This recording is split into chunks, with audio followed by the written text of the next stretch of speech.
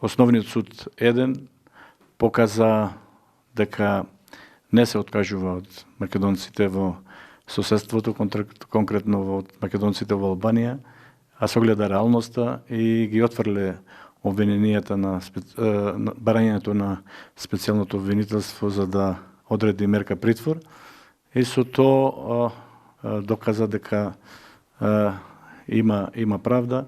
Сите македонци овде во Албанија остро ги осудуваме овие измислици од специјалното јавно обвинителство дека сме вклучени во некаква си изборичка измама во Република Македонија. Одредени политички субјект сака да фрли на мал дел на македонците од пустец.